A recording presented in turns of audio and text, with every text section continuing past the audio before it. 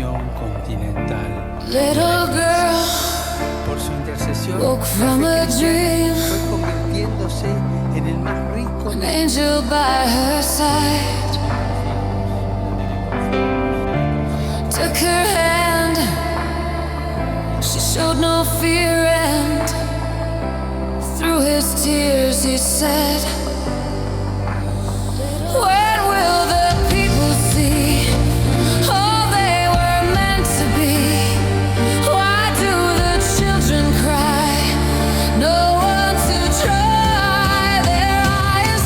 Take a message to the world. Take a message to the world. We are one. We are one. We are one.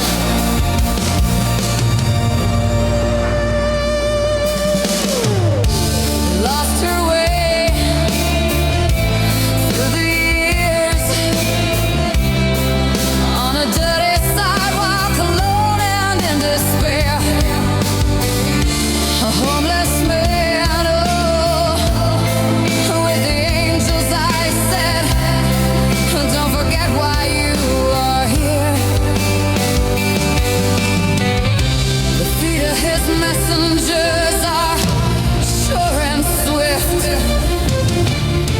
Everybody has a gift to give. Take a message to the world. Take a message to the world. We are one. We are one. We are one. Take a message to the world. Oh, take a message, little girl. We are one. We are one. We are one. The feet of his messengers are sure and swift. Everybody has a gift to give. Take a message to the world. Take a message to the world. We are one. We are one. We are one. Take a message to the world. Oh, take a message, little girl. We are one. We are one. We are one. We are one. We are one. We are one.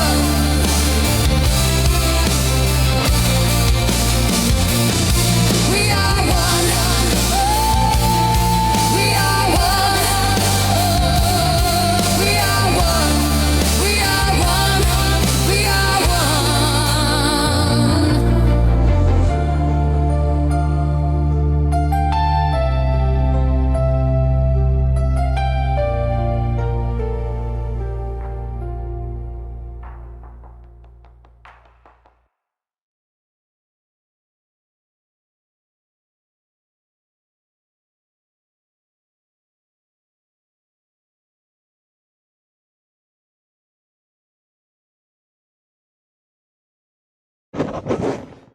Mic is on.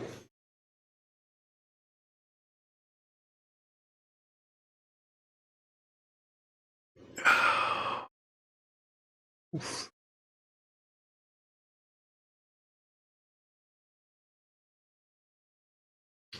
Okay, can you hear me okay? I don't know.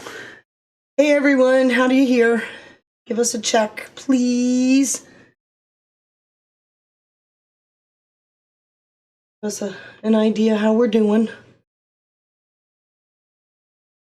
I gotta get my chair situated. There we go. You have the The mic on. the mic is on. Okay. We'll just assume you can hear us. And We'll make the assumption. okay. We are so excited about today. Today is the Feast of Our Lady of Guadalupe. She is the patron saint of the Americas. And for Catholics, a pretty big day. For American Catholics, an even bigger day. So, in true to form, Matthew here has put together a months-long research project using stuff that we've talked about in the past in our chat, you're not in the chat, I do hope you get there. But we've talked about this stuff in the chat about Our Lady of Guadalupe, a lot of the things that are in there, and he takes it into a deeper dive. And I'm really excited. Can't wait to hear what you guys think about that. So here we are. The entire story of Guadalupe isn't just in 1531 in Mexico City. It actually starts for Christianity with St. James. the greater. Greater, yeah, if you really want to get picky. Got to get picky. Got to get picky. St. James going through Hispaniola, the Iberian Peninsula, in about the year 40.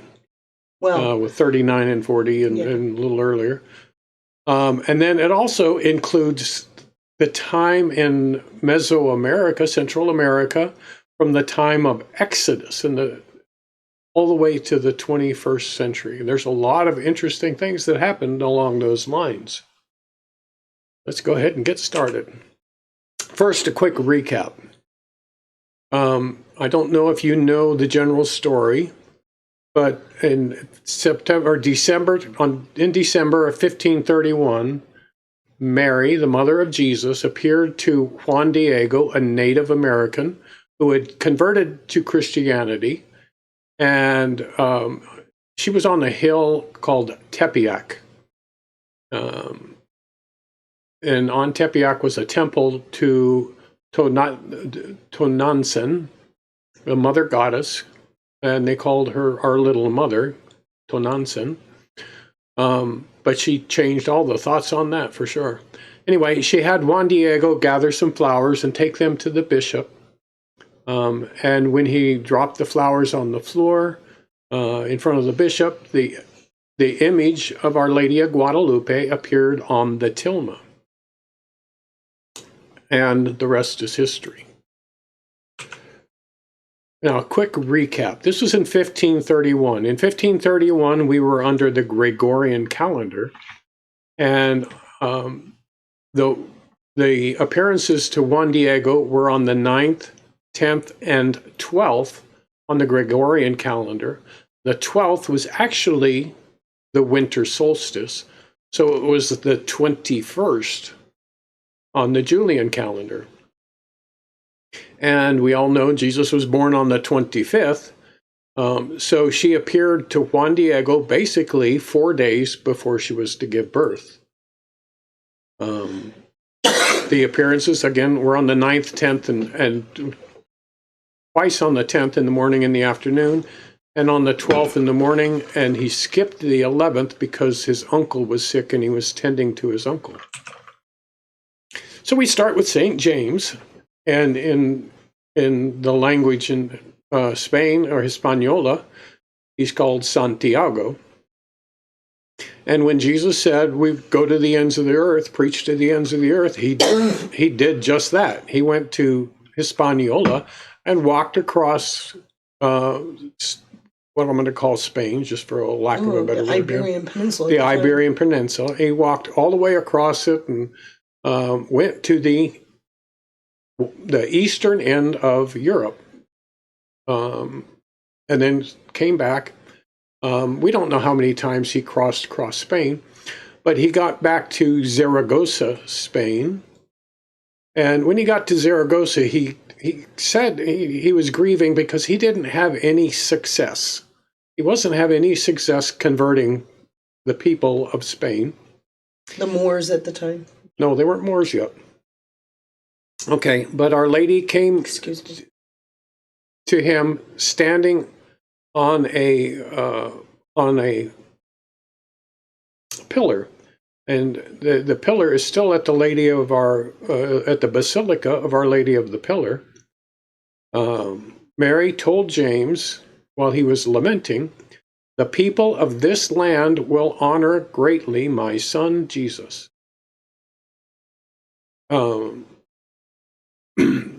So that was a foreshadowing, or just to let James know what he was setting the basis of what would become a very Christian nation. This is obviously in 40 AD. the Carolingo, the Camino of Santiago, is the most popular pilgrimage in Europe to this day. Yeah, people walk along this. There's actually several routes, but the main route goes from eastern Spain all the way to Zaragoza, and then on to the Western Spain to east. western Spain to the eastern part, to the Mediterranean. But people walk along that, hike along that trail. It's a very popular path. What does Spain offer? Okay, well, first, he was lamenting on the banks of the Ebro River in Zaragoza, in Aragon, Spain. Mary bilocated. That's where she's in two places at one time. Padre Pio was very famous for bilocating. Mary bilocated while she was alive from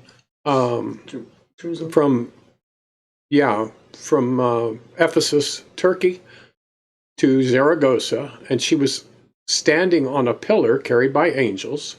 That's why she's called the Lady of the Pillar. The pillar is rooted in the ground in Zaragoza now, and we're told that it cannot be dug up. It's too deep. They don't know how deep it is. They haven't been able to figure that out without tearing it apart. And her feast day is October 12th. Kind of ironic, it's also on the 12th.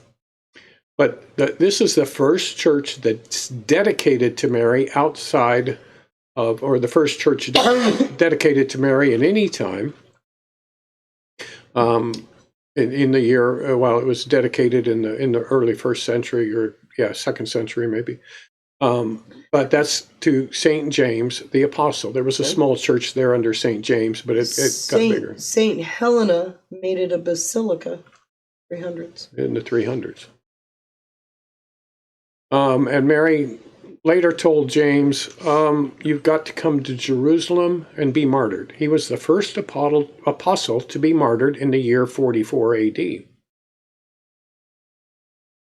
And that's in Acts chapter 9 or 19, I think. Right. You'll find out about that. He was martyred, and that's how we get the story of St. Peter being ushered out of prison. It's all in Acts. It's all in Acts, yes. Meanwhile, St. Luke, who wrote the Gospel, he created a statue of Mary. He carved a statue of Mary in a piece of, I can't remember what the wood was, but he carved a statue of Mary, and it ended up in the hands of Pope Gregory. And Pope Gregory gave the statue to Saint Leander. He wasn't a saint yet, but to Bishop Leander, the Archbishop of Seville, in 580. Seville was taken over by the Moors in 712. A group of priests, trying to keep it away from the Moors, buried the statue in the hills near a river in Extremadura, Spain. And in the 14th century, after they chased the Moors out, a rancher named Gil Cordero was looking for a lost cow. And he was visited by Mary while he was out looking for him, and she told him to get the priests to rediscover the statue. And they found it next to a river. The river at that time was called Guadalupe, which actually comes from a Moorish word, or calling the river a dark river or a small stone river. And on that spot, they built a small shrine to the Lady of Guadalupe in Spain. Later on, it became a great monastery. Here it is. The statue that Luke carved is about 2 feet tall. It's made of cedar, and it has become darkened over time. I mean, after 2,000 years, you expect it to do something, right? It's called the Black Madonna today because of the dark wood. And it's also called the Seat of Wisdom because Christ is sitting in Mary's lap in the statue. They created some clothing for her, embroidered and brocaded vestments somewhere around the 14th century So you don't, the only thing you see from the original statue is the face of Mary and the baby Jesus. Can we talk about St. Luke? Can we talk about St. Luke? What do you want to say about St. Luke? So St. Luke is an interesting character in the Bible. He wrote both the Gospel of Luke as well as the book of Acts. If you read the first sentence in both books, you will find that he is talking to a guy named Theophilus. We don't know exactly who he is, but what St. Luke was doing is he was doing an investigation in the defense of St. Paul. First thing he did was go to Ephesus, Turkey, and then he converted and then followed the apostles around, and that's where we get the book of Acts.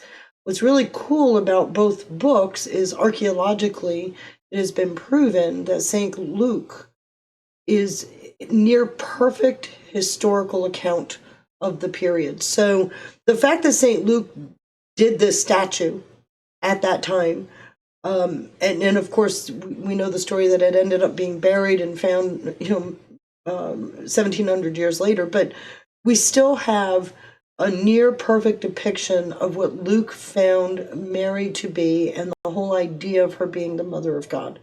So it's a very early indication of not just the existence of Christ, but how those who were the early Christians followed Christ that way. And I will also point out that Luke is credited with doing several paintings of Saint Mary when he was with her in Ephesus, and those there's 3 that I know of scattered around Europe. Yeah, they're hard to find. Anyway, this is the monastery in Extremadura, Spain. Okay, when they found the statue, there were documents buried with the statue that identified where it came from.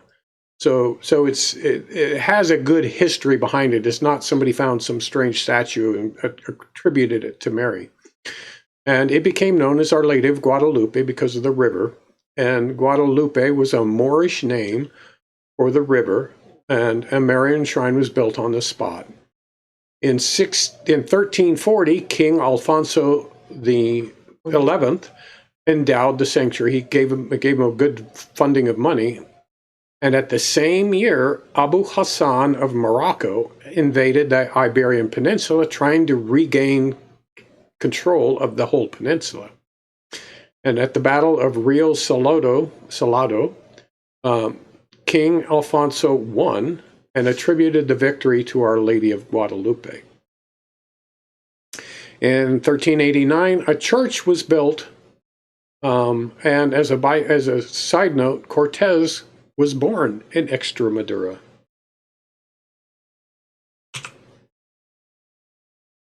And guess who else loved Our Lady of Guadalupe? Christopher Columbus venerated the Virgin of Guadalupe and asked for her help and protection on all of his trips, anytime he went sailing anywhere. Isabella of Castile and Ferdinand II of Aragon signed the documents at Guadalupe Monastery authorizing the first voyage of Christopher Columbus. Before he sailed, Christopher Columbus visited Guadalupe. Each time Columbus returned from the Americas, he went to the monastery to give thanks to God for a safe voyage.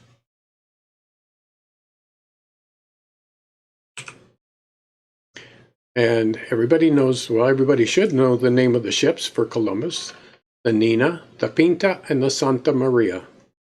And if you translate them, you've got Paint the Little Girl of Saint Mary. Christopher Columbus never went into Mexico. He just went into the islands around the Caribbean. The Nina was originally named the Santa Clara. We don't have the original name for Santa Maria. That was renamed by Columbus, and he also renamed the Pinta, and we don't have that original name either. But so the name of the 3 ships were the Nina, the Pinta, and the Santa Maria. And what is the tilma of Guadalupe? It is a painting of the little girl, Saint Mary, At about the age of 13. at about the age of 14, because her birthday was in September and this was in December. Okay. Bishop Zamaraga was the first bishop of Mexico. He arrived in Mexico in 1528.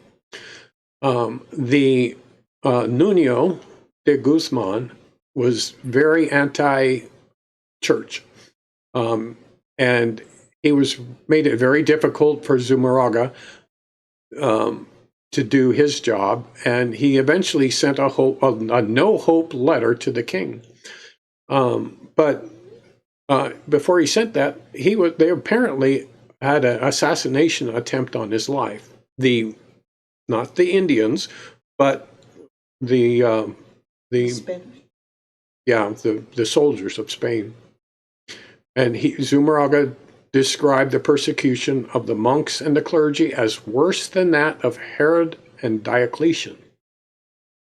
The situation in the colony was without remedy, and he begged for divine intervention. He asked the Virgin Mary for a sign to show that his pleas were heard. Didn't ask her to fix it. He just wanted a sign to show that his pleas were heard in heaven. Now you have to remember what the Aztecs were like. The Aztecs were a very violent people. They sacrificed as many as 250,000 people every year. At the great temple dedication in 1487, lasted 4 days, they sacrificed, slaughtered, ripped the hearts out of over 80,000 men and women. Now, they did this because the hearts were necessary to nourish the gods, the sun god specifically, so they could function and maintain the cosmos. Children were also sacrificed to Tlaloc, the rain god, especially during the dry season. Remember that. That's important. Or maybe I should remember it because I talk about it later, but I don't have a note on it.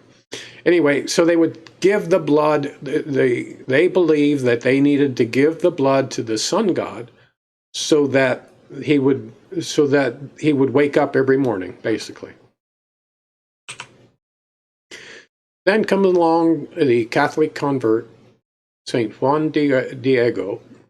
He was Cuauhtotzin. That was his given name. Cuauhtotzin means talking eagle, which is a lot easier for me to say. He was born in Cuautitlan of the tribe of Chichimeca, and his first apparition was on December 9th while he was going to Mass and religious education at, guess the name of the church, St. James Church, Santiago Church.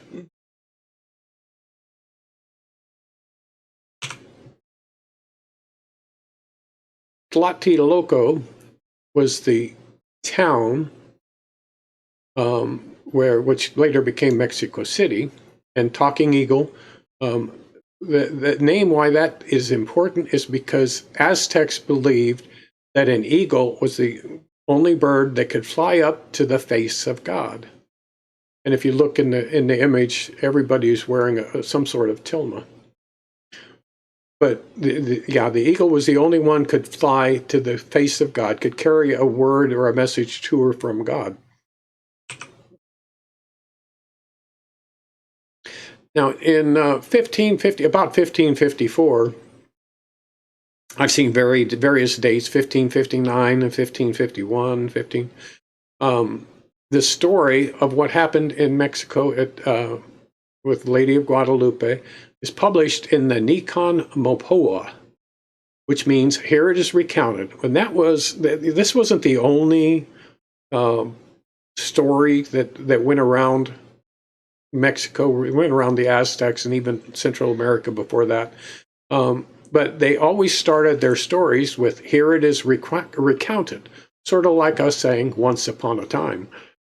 So that was the beginning of the story, and it was written in Nahuatl words using Roman characters. And it was written by Antonio Valeriano, who knew Juan Diego personally, and was also a converted Aztec. Now, I use Aztec generally. There were various tribes in the Aztec nation. Juan Diego was not specifically he was Nahuatl, Nahuatl, Nahuatl, yeah. He was Nahuatl. So Antonio wrote this recaption of what had happened with Juan Diego. And in it, he says, on Saturday, December 9th, 1531, at dawn, Juan Diego was passing by the hill of Tepeyac. He heard the song of many precious birds, and he heard from the hill, Juan, dearest Juan Diego. And he climbed the hill, and there was a maiden standing there. She told him that she was Mary, the Mother of God. He said, I am the perfect virgin. I am ever virgin, Holy Mary, Mother of the great God of truth.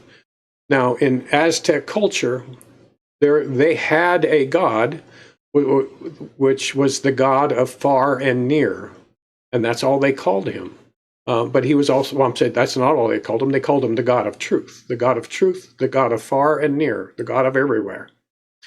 Anyway, she told him, I want very much that they would build a sacred little house here. And so go tell Bishop of Mexico, I am sending you. Tell the bishop I'm going. And Juan Diego went to the bishop to relay the story. And the bishop listened, but did not believe him. I mean, he's a bishop. What's he going to do? Somebody comes and said, I heard Mary. Mary told me to come to you.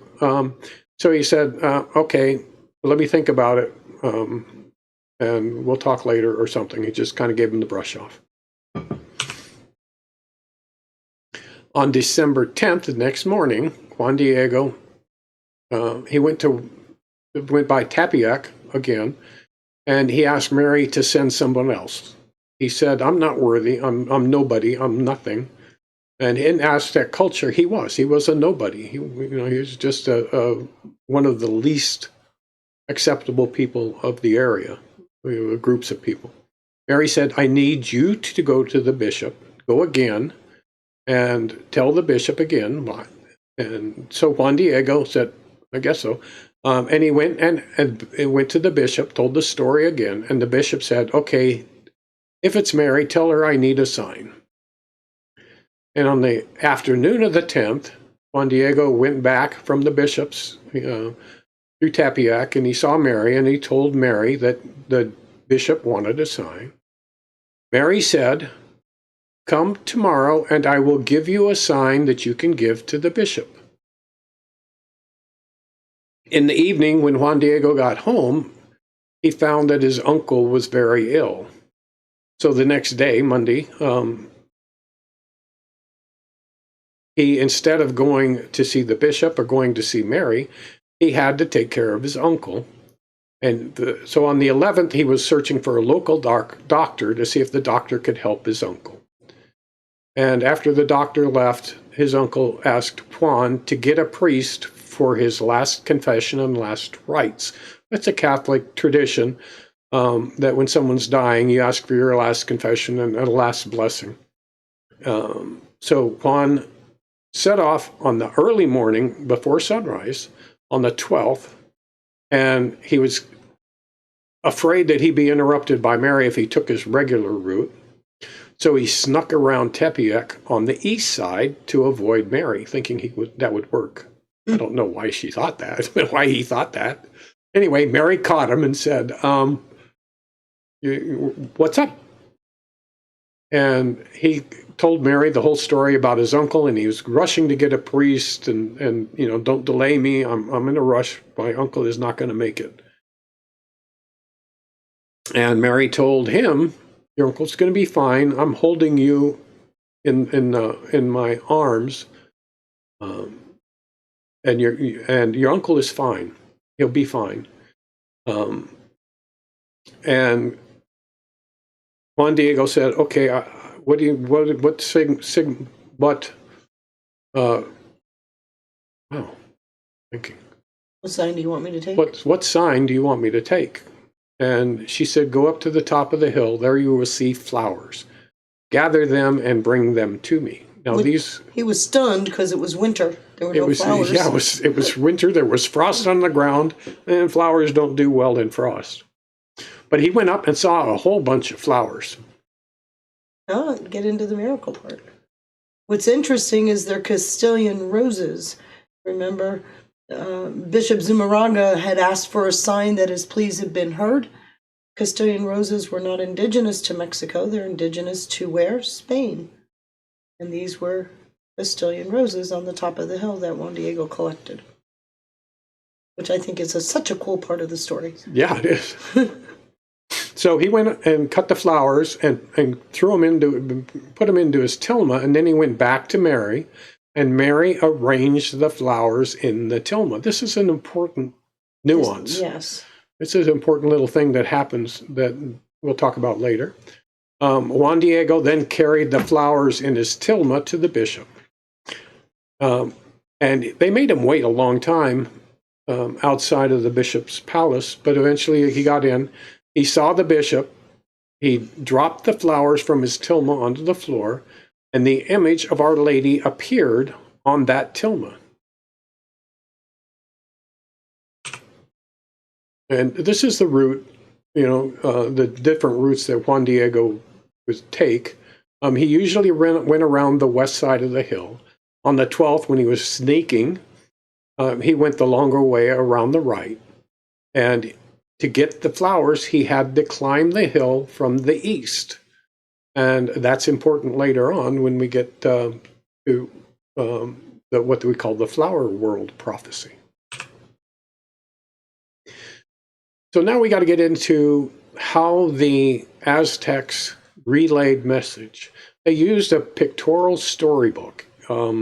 Just pictures, and if you look at the slide, the pictures on the left is what they actually used without the writing.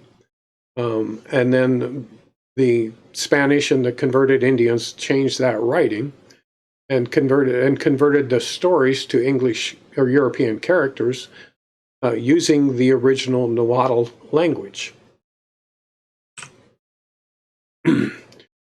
So the first impressions, Aztec wrote in hieroglyphics or images, and the image of Guadalupe was full of these hieroglyphics.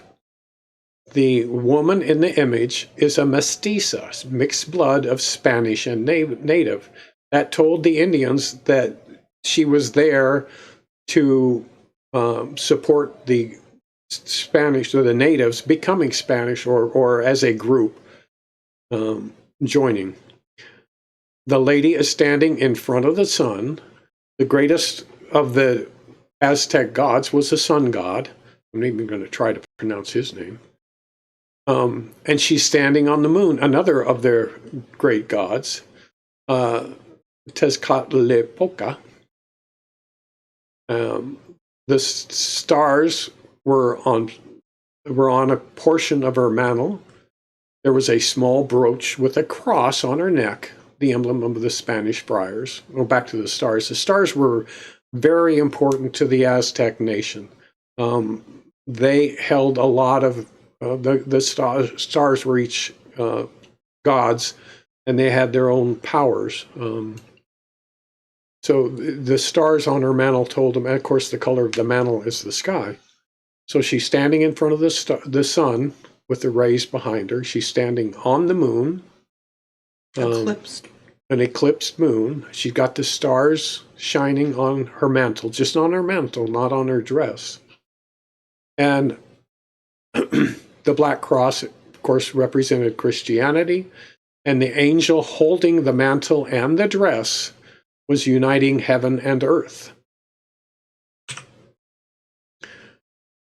And of course, when the church thinks of this image, they see a great sign appeared in heaven.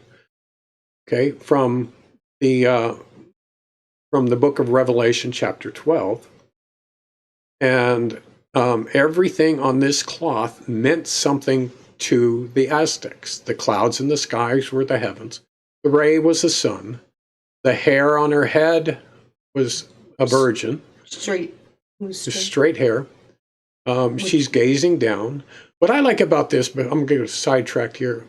The hair goes straight down. She's looking down, which takes your eyes down to the cross on her neck, which takes your eyes down to her folded hands, which takes your eyes down to the ermine lining on her dress, and your eyes just follow down to the black belt, which said she was pregnant, and right below the belt is a 4-petaled flower, and that 4-petaled flower is the Aztec symbol for God.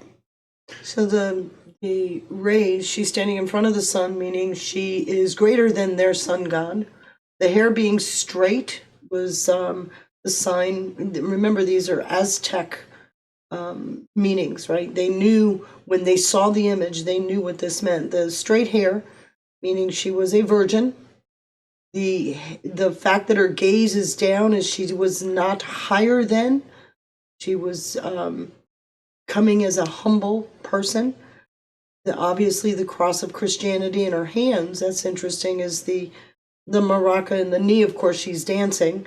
But you can go through all of this imagery, and for the Aztecs, the entire image spoke to them from their own traditional understanding of what each of those things meant.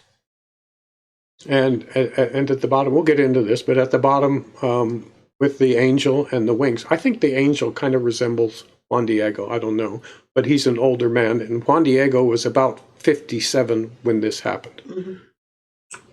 Oh, ermine. Ermine, yeah. The ermine dress, it's a thicker material. Remember, this is happening in winter, so she's obviously being kept warm. Yeah, it's like a wool lining.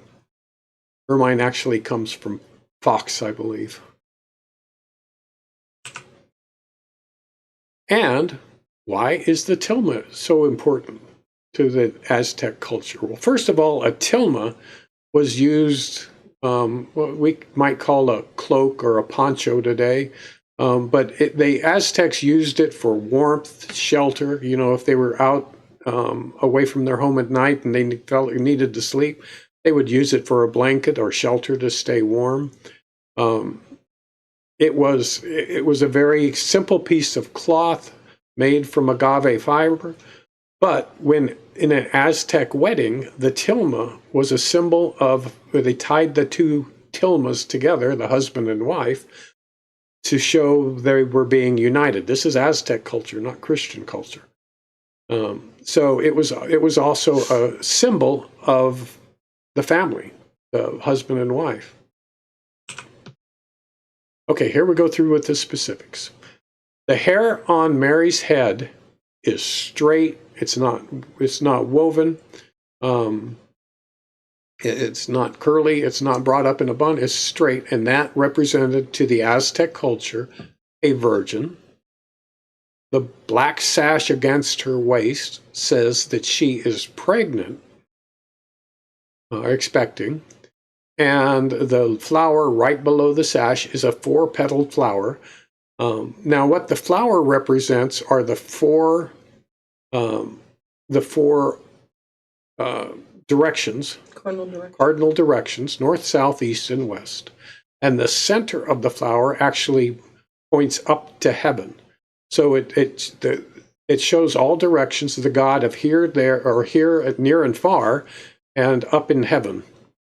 Okay, the God of truth. Remember, the God of near and far was one of their gods. Yes. And it's over her womb. It says and it's like an X. It shows an X marks the spot. In her womb is the baby is God. There you go with the specifics on the 4-petal flower. You can see it on the image. It's highlighted here. It's the flower of Quetzalcoatl.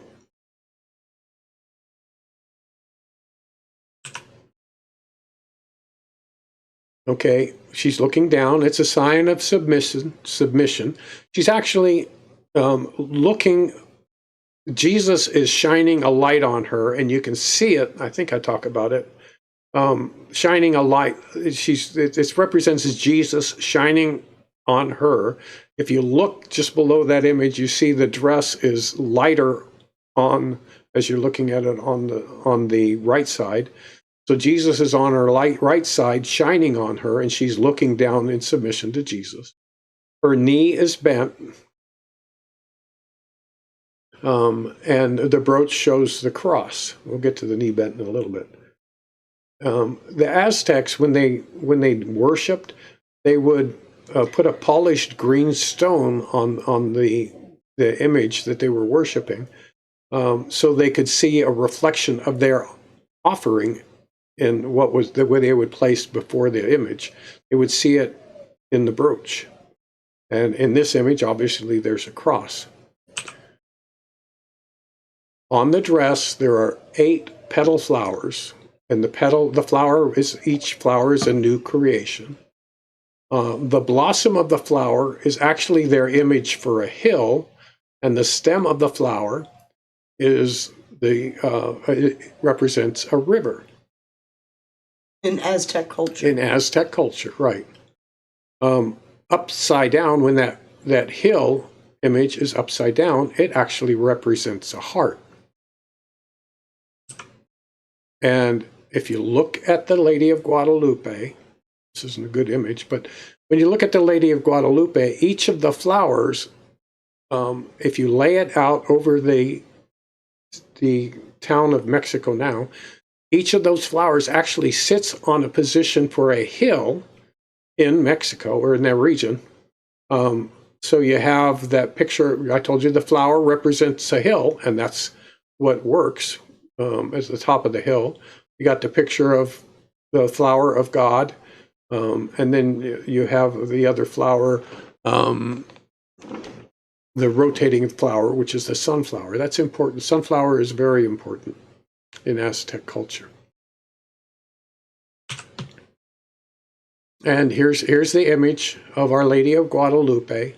On top and below is the image of the Lady of Guadalupe laid over Mexico City, showing where all the flowers are in relation to the hills. In Mary's hand, and you don't see this in all of the images, and very few people talk about it, she's holding a maraca.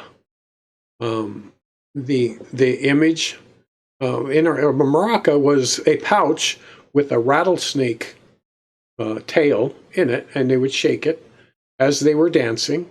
So if you look at her knee, you can see her knee is bent. She is dancing with the maraca and singing on the winter solstice. The winter solstice, of course, was very important to the Aztecs. And that was when they had a special dance for the winter solstice. But she is dancing on the moon god, kind of, I guess, disrespectful, but showing that she is greater than the moon god, or Christianity is greater than the moon god. The sun is behind Mary, but doesn't overpower her. Mary's illuminated by her own sun, which is more powerful than the sun god itself. So you can see that the dress is lighter on the right side, with the shadow on the left, but even her sun is brighter than the than the sun rays behind her, and of course the moon is eclipsed. It's the black moon. And the angel down below, of course, angels, they considered, the Christians considered angels as messengers, but the eagle wings on the angel, I told you the eagle was considered the one bird that could fly up to the face of God and carry messages down. So the angel has eagle wings, and the angel is holding the dress and the cloak of Mary. And by doing that, he is bringing heaven and earth together in the image of Mary. Did you ever talk about the uncolored foot? No, I didn't talk about the uncolored foot. Okay. The stars have 8 points. Each star has 8 points, saying it shows her as the queen of heaven. Each star, the star is the 8-pointed star is for baptism and a new creation. And since they're on her mantle, they're wrapping her, showing that they hold her in higher esteem than the stars themselves.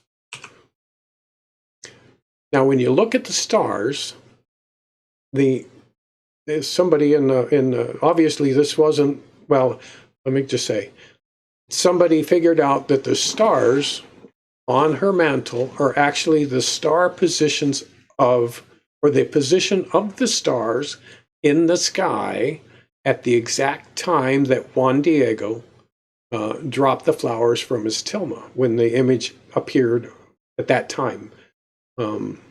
So they looked at it and said, okay, I can see Scorpio and I can see Libra on the tilma. That means by European culture, Leo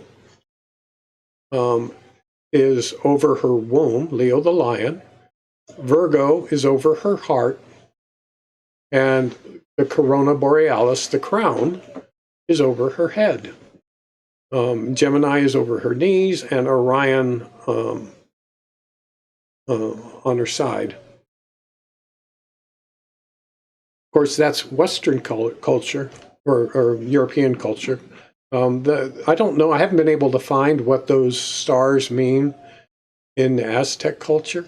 But what's interesting is those stars on the cloak of the Virgin are actually backwards. So the Aztecs would have recognized the stars. They probably would have recognized them backwards. But I don't. They're backwards, as if Mary were up in heaven, looking down at the earth and from behind the stars. Now you say, well, if they're backwards, how do they recognize them? Okay, look at this image, and can you identify the group of stars? There are 3 groups of stars in this picture. If you can identify it, that's great. If you were a Boy Scout, you can identify at least 2 of them, because you have the Little Dipper, the Big Dipper, and then you have Draco between the 2.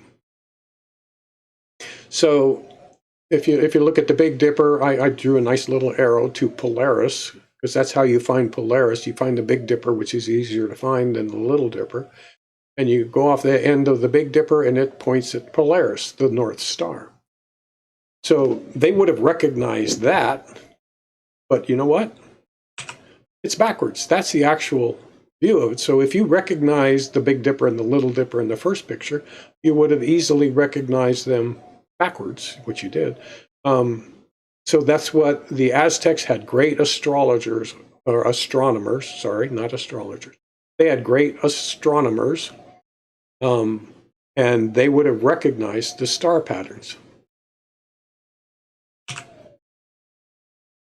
Just so you know, Ellen, I don't want you to forget, but I want to talk about Theotokos. You're absolutely right. It's Greek for Mother of God, but there's a story behind that, and I will get to that as soon as Matthew's done. Well, and no, there's nothing disrespectful about dancing on a demon. In fact, I'm going to talk about that as soon as Matthew is done. Okay, on December 11th, Juan Diego's uncle was very ill and thought he was going to die.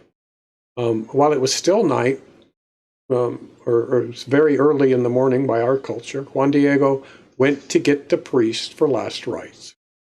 When he reached the little hill, he immediately turned toward the hill, and he saw the lady, and he had to go up the hill on the eastern side. That's an important point. The other days he was going by the hill, he was on the west.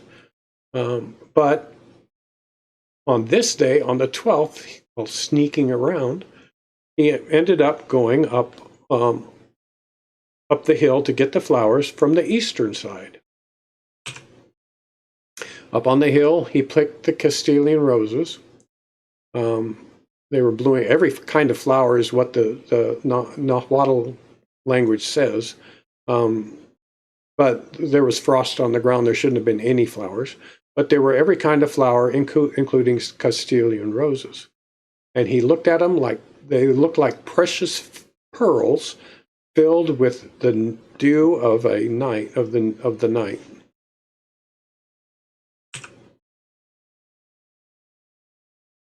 Mary went to Mary told Juan Diego, your uncle's going to be fine. At that time, at that exact time, she also went to Juan Diego's uncle, and she told Juan Diego's uncle, her name, the perfect Virgin, Our Lady of Guadalupe. And again, I'm going to mention something about Guadalupe. There's no Aztecian or Nahuatl word that would come out as Guadalupe. There's no G. There's no other word in the language of the Aztecs that would come out as Guadalupe. So what's a really cool thing here, when you go back to the Basilica of St. James in Guadalupe, right, it's obvious that there's a connection between the Spanish and the Aztecs. And what's really cool is if you go back to 40 AD, when she told St. James that these people will do wonderful things for my son, we're seeing this play out 1,500 years later. I don't know how much more cool you can get. Right? Yeah, that's really interesting. One of the reasons that Mary gave her name to the uncle is in Aztec culture. The older people were the one who kept the information for the family, so they were information for everything, for history.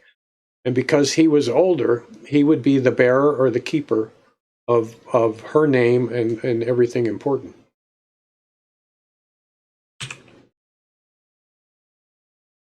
Okay, as a result of this activity of the Our Lady of Guadalupe appearing, quiet, simple native brought flowers to the bishop. Okay, the image appeared on his tilma right at that point. There's a beautiful pregnant virgin standing in front of the sun, standing on the moon, stars on her mantle, with an angel with eagle wings underneath her. Okay, in that action, about 10 million Aztecs converted in about 7 years. They don't have an accurate count anyway, but they were converting so many of them. It was 14,000 a day at this point. But 10 million in 7 years is what I've heard. What would make 10 million people convert? I mean, it's a miraculous image and it says a lot. But I could see, small groups, people coming along saying, hey, I like that. That's important. I understand it. I want to convert. But there's one little story, one big story that we haven't mentioned yet. And it starts with the king's water mountain. Nezahualcoyotl was a king who built an aqueduct and built a mountain with waterfalls and wild birds. The Aztecs cherished flowers and water and wild birds more than they did precious metals. They could not understand why the Spaniards were taking their gold when they didn't care about the precious birds and all the flowers, the real wealth, what they recognized. Spanish was more interested in gold, and the Aztecs were interested in the feathers and flowers and waterfalls of their region. And again, they spoke in stories of picture stories. And you see here, this is a picture. This is their story of Mary talking with Juan Diego. she's standing on the hill. Remember the flower image of the hill? Okay, and then Juan Diego delivers the flowers to the bishop sitting on his chair. He's telling the bishop those characters by his mouth, or is him talking to the bishop. And then down below, he drops the flowers, and the image appears, and the bishop and the two natives with the bishop kneel down and praise God for the image. Remember what I said about Juan Diego's uncle? The older people were the storytellers, and they would go to the schools and they would go to the cities and tell the story of things that were happening, of the history of the culture, of things that were happening at that time, of what things they expected in the future. The wise men carried stories of everything that was going on. And then we get to the Flower World Prophecy. If you have a chance to buy any book in your life, you want to buy this book, Guadalupe and the Flower World Prophecies. A very good book. It's a very good book with a lot of historical information on Mesoamerican culture. Around the time that Moses was going through the Exodus, the Israelis were going through Exodus, Mesoamerica was starting to harvest corn. Around the corn, they would plant sunflowers to attract birds and bees, so to pollinate the corn. And as you know, or you should know, the sunflower tracks the sun across the sky. In the morning, the flower is looking east, and the sunflower follows the sun all the way across the sky to where it sets.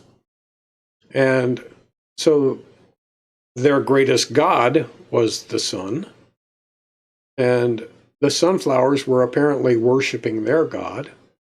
So the culture developed around corn and flowers, and stories of heaven developed around what they called the flower world. And in that flower world was a very important event that developed from 1500 years before Christ through the 15th century when the Spaniards arrived, 16th century when the Spaniards arrived in Mexico. The Nican Mapua, one of the stories that it tells, it says, the first thing, when Juan Diego is passing the hill on the west side, he heard the song of many precious birds, and when their voices stopped, it was as if the hills were answering them, echoing back. And the songs exceeded the music of their two favorite birds, the coyotl and the tinitzen, hummingbird. But the song was prettier than those two birds. And the first thing Juan Diego says is, by any chance am I worthy? Have I deserved to hear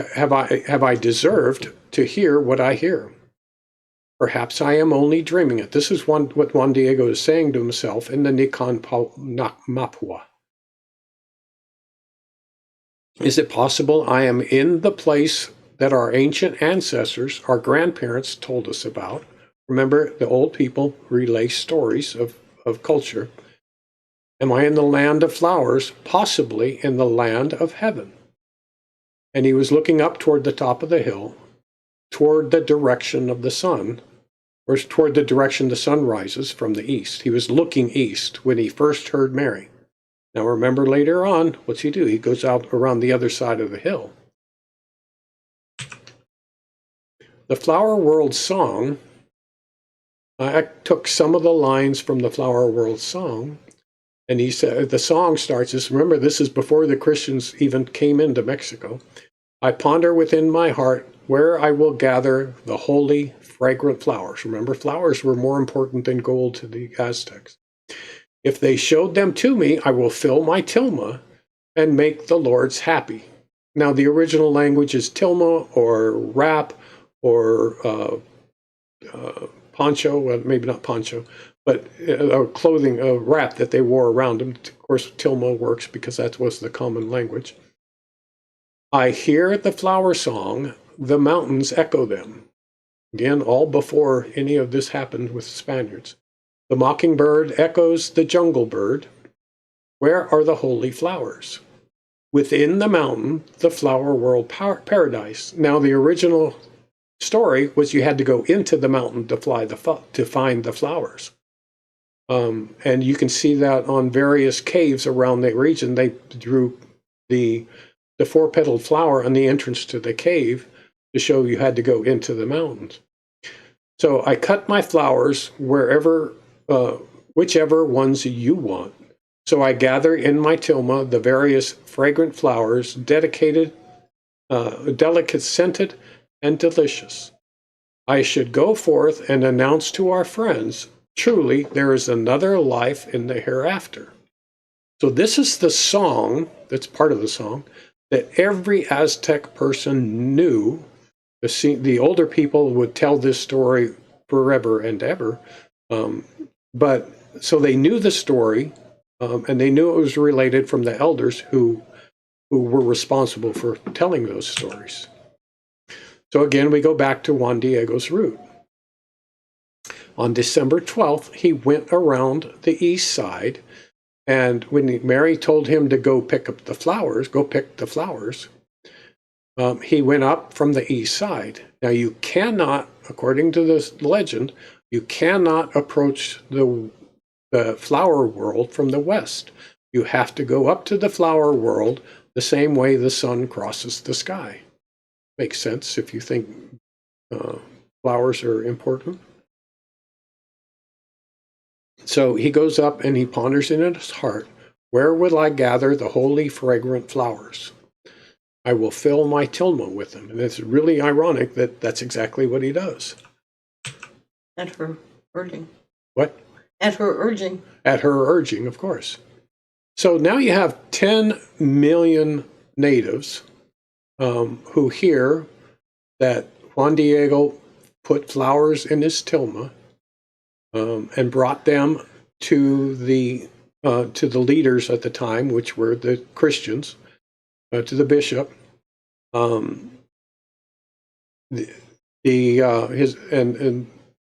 There were miracles with this. Juan Diego's uncle was cured. They heard about that.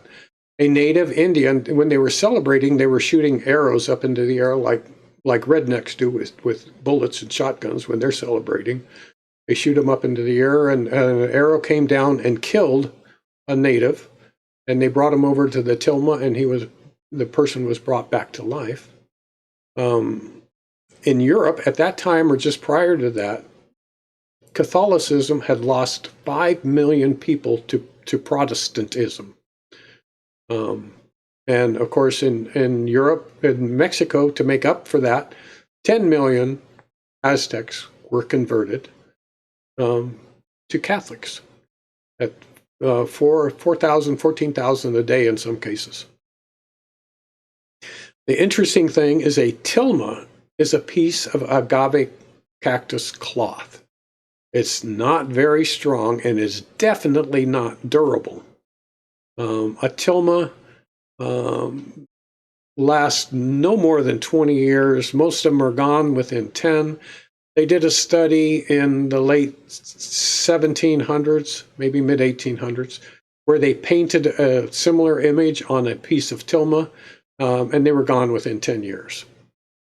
And they did that more than once. Yeah. In the 1700s, somebody spilled acid on the tilma, and if you look at it, you can see the acid marks on the right side of the tilma where it just discolored the tilma. And if it's a very crude fiber and not very strong, you figured the acid would burn and destroy the tilma. It didn't do that. The actual image, it didn't strike the image, hit part of the rays, but the image, the tilma was, the background was restored within 30 days. The acid burn was, it was almost gone. It healed within 30 days.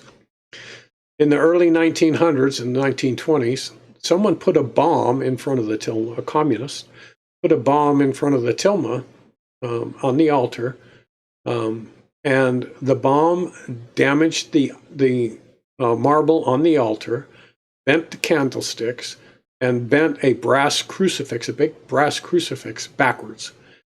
And the glass in the case of the tilma was left completely unscathed. The tilma and the glass, this plain glass in front of it, wasn't harmed at all. The image of the tilma always measures at 98, or generally about 98.6 degrees Fahrenheit, the image of a body. And in the eyes, you can see reflections of what was happening when the tilma was created.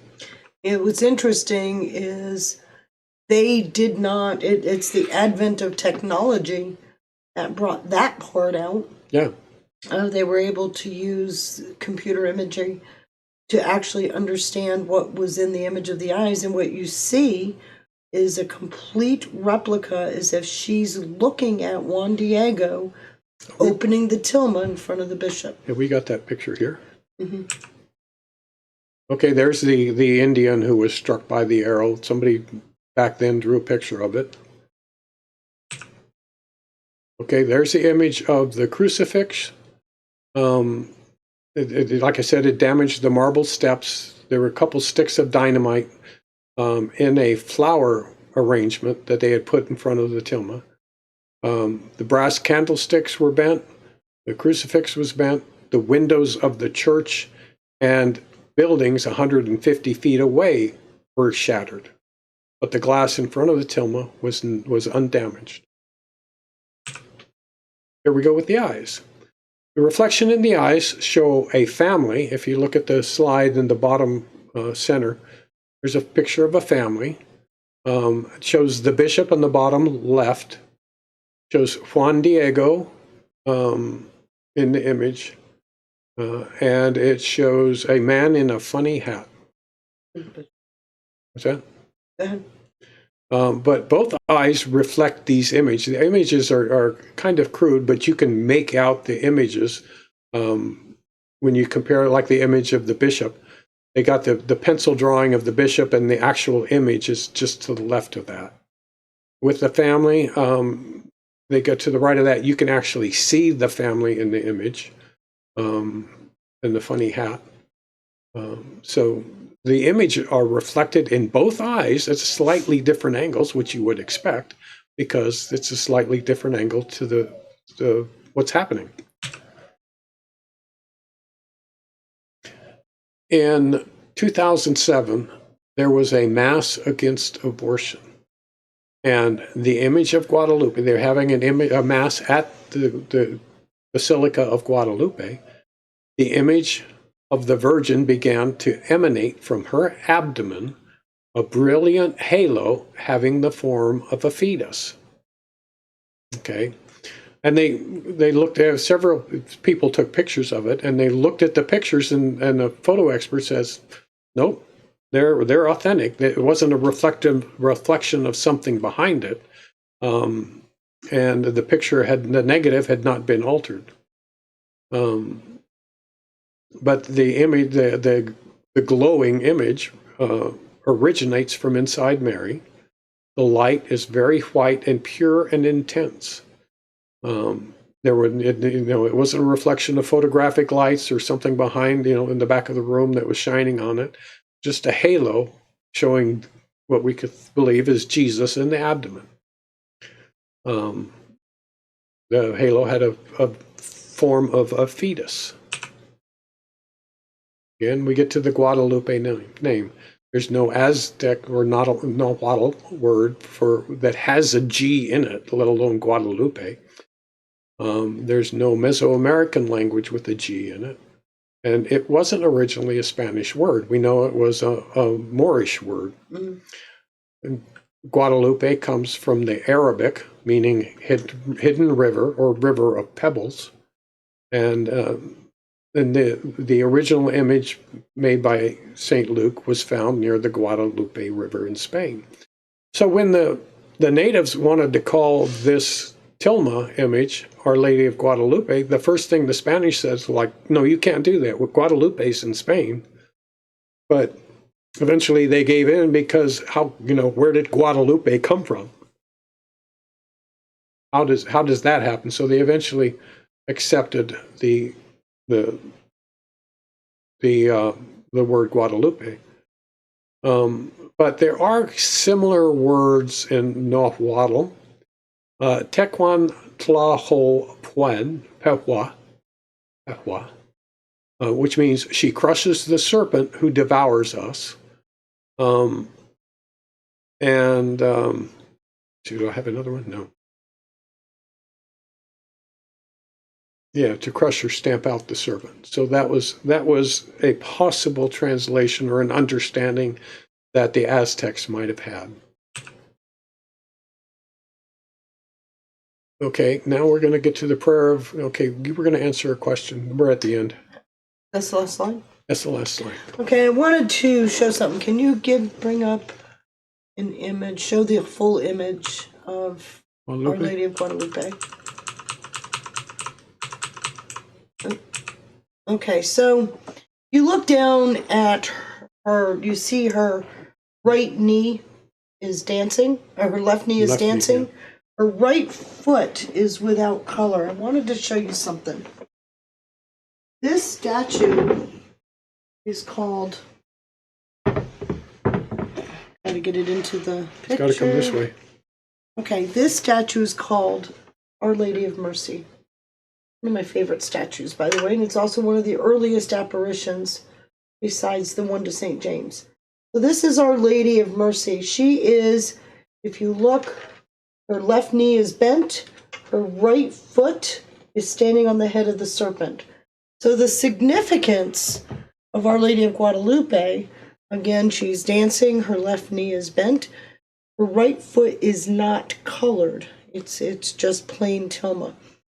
The significance is here she is gathering, people are converting to Christianity, and through us, with Mary, the Mother of God, God will defeat Satanism. So what you're seeing here are two apparitions start to come together, which I think is a really important piece to this, because it brings up what Alan had mentioned earlier. There's nothing disrespectful with dancing on, how did you put it, dancing on a demon or a devil. We have overcome them through Jesus. We haven't overcome them yet. The second coming does that. What it is a hint to all of us that without us, Satan cannot be defeated. Why? Because we, as humans, we are born with original sin. We have a sinful nature.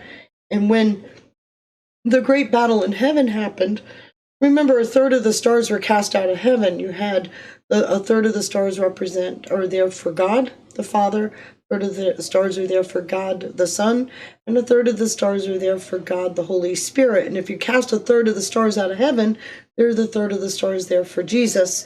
And what Mary's role is to bring us to her Son's heart. So we replace the fallen angels, and through us, through Mary, and through us, God is able to defeat Satan. So there's a huge symbolism there. Like I said, the knee, the colored foot. The other thing you brought up is Theotokos. So one of the earliest heresies in the early church, after Constantine made Christianity legal, an early heresy was that Mary was the son of Jesus, the man, but not God. And by the no. Jesus was the son of Mary, the man. Oh, Jesus was Mary the man. was the mother of the Jesus. son of Yeah. Jesus. Yeah. Okay, you knew where I was going. So it was an early heresy, and it took 3 councils before they completely ended that heresy. But the first council, we get the Nicene Creed, and then they tried to twist that, saying that Mary being the mother of the son Jesus, not God, right? And then the third council, they kind of got that out of there and reestablished the Theotokos, which means Mary, the mother of God. So that is an important word to understand. It is both in Roman Catholic tradition, as well as in the Greek Orthodox tradition. So with that, I hope you guys enjoyed this. I would love to answer any questions if anybody's got them. Anything that you would like to bring up, any comments you would like to have. I'm trying to read through. He is reading. We have a Shrine of Our Lady in Cary, Ohio. And you know, Cardinal Burke in Minnesota, right? No, in Wisconsin. In Wisconsin. There is a shrine that Cardinal Burke built to Our Lady of Guadalupe in Wisconsin, and he's always asking us to do a novena to Our Lady of Guadalupe. She is the patron saint of the Americas. In fact, Tepeyac Hill, where these apparitions took place, is the exact center. If you go to the tip of Alaska, all the way to the tip of South America, and you go to the direct center, Tepeyac Hill is that direct center. So she is the patron saint of the Americas. Obviously, she ended up as the patron saint of Mexico as well.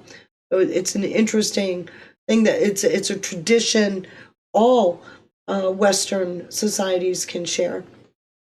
So okay, we got someone else who grew up in my mother is Hispanic and from Texas. I know about Our Lady of Guadalupe. I'm glad to hear that, Kim. I actually grew up in South Texas, and the first parish I was in was the Our Lady of Guadalupe parish. It was a beautiful church down in South Texas.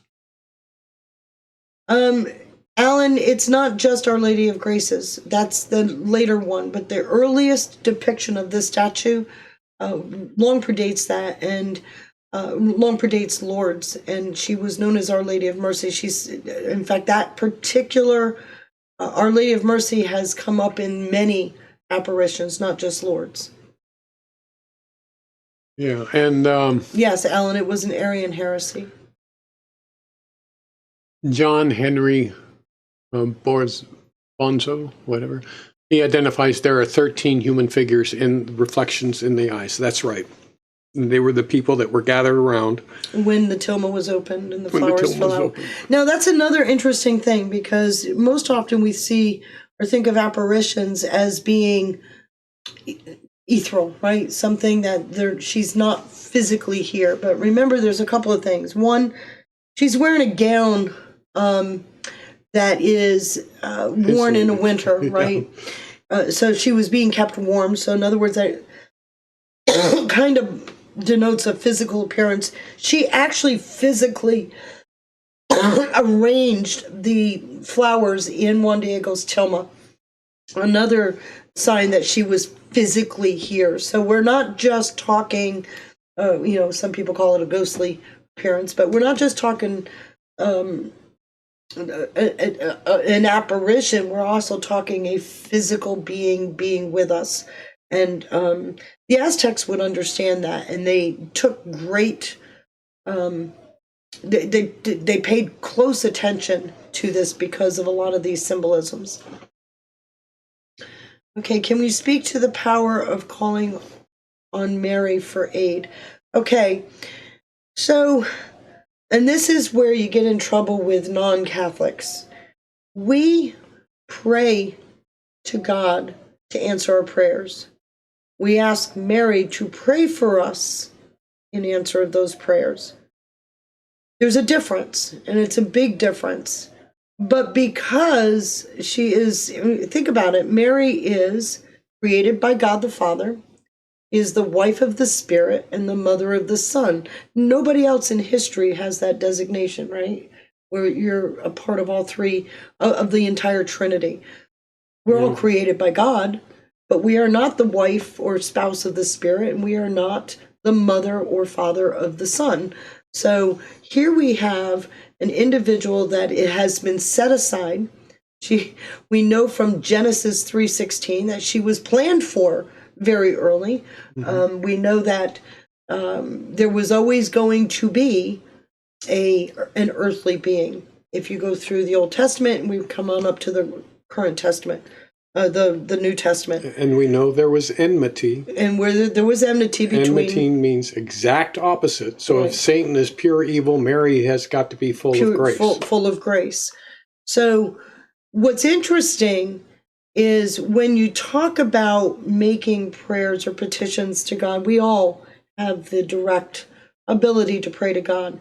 But when we ask Mary to intercede for and with us, we consider her as having a bit of a special ear, wouldn't you say? Yeah. Because of her role in heaven. Keep it simple. Keep it simple, right? Because of her role in heaven and her special role, her designated role. She is the new Eve. She is the mother of the new Ark of the Covenant. Remember, in her womb, you've got the priesthood, you've got the law, the word, and you've got the manna, the food, Christ being our food. So I hope that answers your question, Alan, or answers what you wanted me to say. Somebody had a revelation from Our Lady that she liked the reference of Mary conceived without sin. Okay, so that's, if you go back to Lourdes, isn't it Lourdes? Yeah, it was Lourdes. If you go back to Lourdes, she tells Bernadette Subaru that she is the Immaculate Conception. Of course, Bernadette didn't understand what that meant. That had been a very new, the church had only been like 2 years earlier that the church made that dogma. So to have the mother tell Bernadette Subaru that she was the Immaculate Conception was a pretty big deal in the 1850s. So that's an important distinction. What does that mean? It means that from the moment she was conceived in her mother's womb, she was conceived without sin. And if you think about it from the purpose of nothing unclean goes before God, her womb being perfectly clean so that God could be formed as man within her makes sense.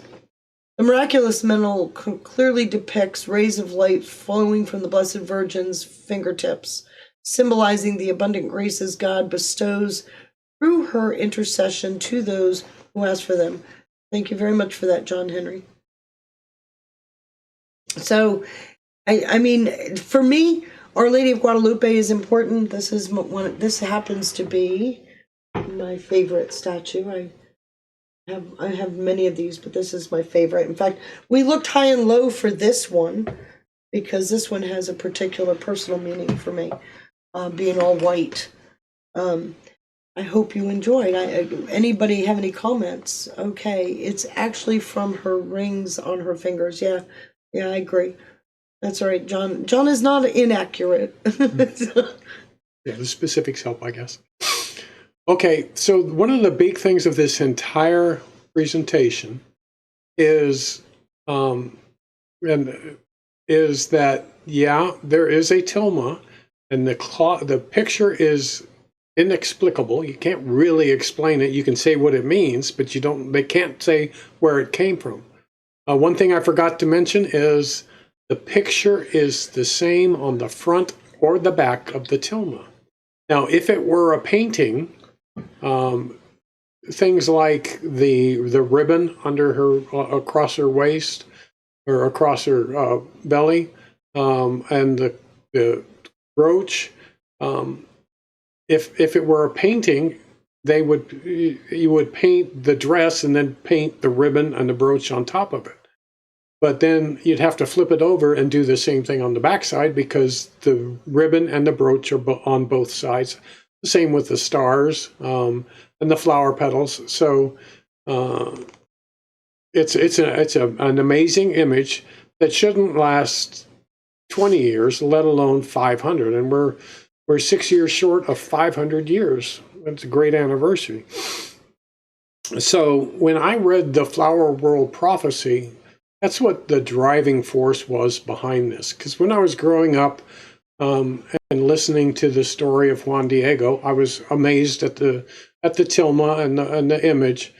But I was always kind of questioned, why would 10 million in 7 years, less than a decade anyway, why would 10 million Aztecs convert or Native Americans convert based on an image that, it was just a pretty image for most of them.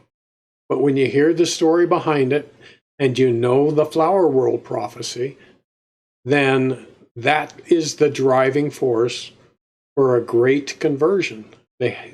God set up the Central America, Mesoamerica, even up into the southeastern or southwestern United States Indians.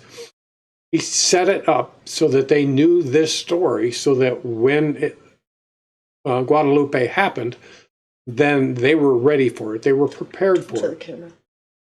Oh, yeah. Sorry. I just got chastised for not being in the camera. Yeah, there you go. Up to the camera. Anyway, so they were ready for it. God had set them up to be ready for it. And when this happened, there was the great conversion.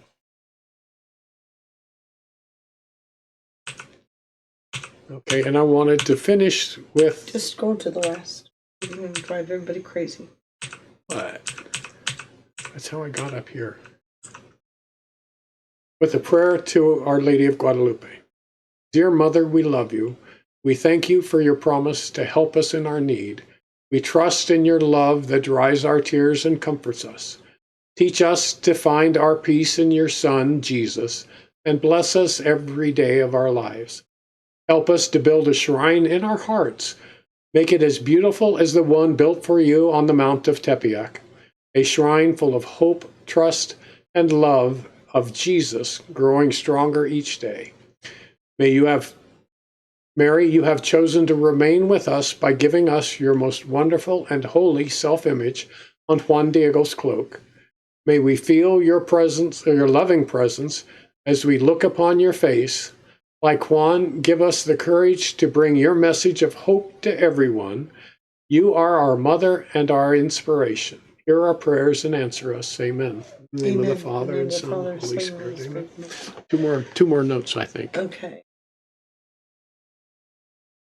Strange that the documentary happened today. Today is the feast of Our Lady of Guadalupe. Yeah, today is the feast, so there's a lot of stuff. I've noticed a lot of stuff coming out on Guadalupe. So I bought a new rosary. Can never have too many rosaries. I think we have like 30 in this house. That would be a low number, I think. So with that, you got one more slide there.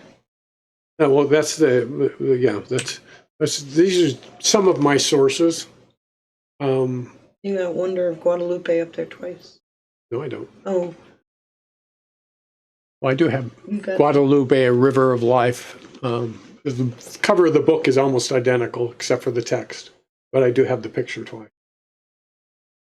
But those are the books. If you want to look at some of these books, the Guadalupe Mysteries is a fantastic book to read too. A lot of good images. And again, the Flower World Prophecy is a fantastic book. Okay, with that, I think we're going to sign off. Thank you all very much for listening and for watching. You what? Have a wonderful and blessed day, folks. We'll see you on Monday. Monday, I'm by myself. John won't be there. Hopefully, I will have somebody that will join me. Didn't do my own show on Wednesday because I was ill. Have drugs will travel. I'm doing well today. So we'll see you Monday for my America Rising Media Feisty Digs. Thank you. I'm sorry. And we'll see you Wednesday. Hopefully I will have a show to be able to put together for Wednesday. So far I've got a bunch of material, but the news is going faster than I'm able to present it. Sorry for that. With that, have a blessed day. Talk to you all soon. Oh, one more thing. I'm sorry. Please like and subscribe. Please share this video. If you like our work, please consider donating. We have Cash App and Venmo, FeistyCat17 for both. Consider joining the Telegram chat room where we have these conversations. We do have our prayer time every night starting at 8 p.m. Eastern, and then we go into the general conversations of the day. So if I do pray that we will see you there. Have a very, very great day. And smash like, please. Yes. Thank you, Ellen, for reminding everybody. Thank you. Yeah. Okay, let me see if I can get this. Okay, so take off the camera. Take off the camera. Finding the camera. Take off. It's up. Up. Got it. Yay. No, take off the mic. Turn off the mic.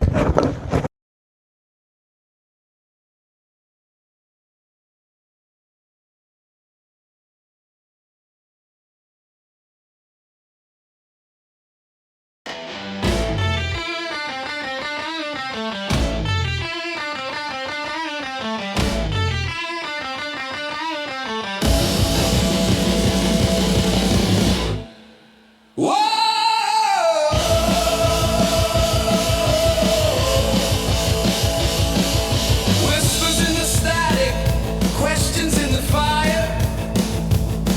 The veil is torn and the seeker never tired. Scrolls of the ancients carved into stone. She reads between lines while the empire grows. The priesthood of medicine, prophets of law. She claws through the curtain, exposing the flaw. No map, no guide, just shadow she tracks. Every thread pulled is a world turned back. The faithful will know, though the words may be few. To the blind, every truth is a riddle untrue.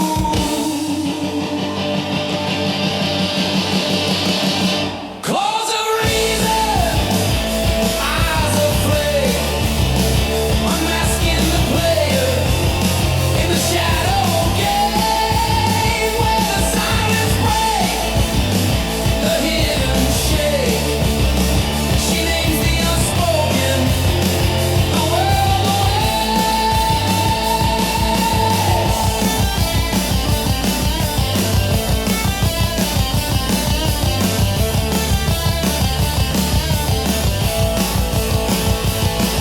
Historians eye on the ruins of men, cycles repeating again and again.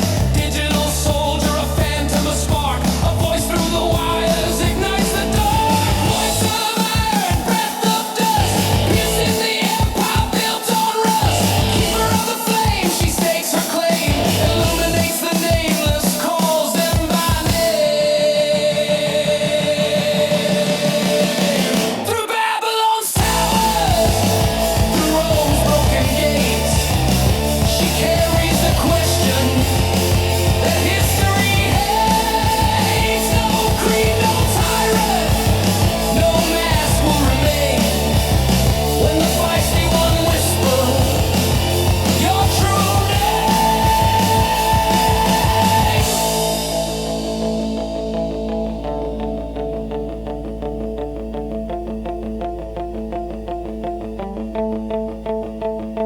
Claws of reason, eyes of flame, unmasking the players in the shadowed game, where the silence breaks, the hidden shakes. She names the unspoken,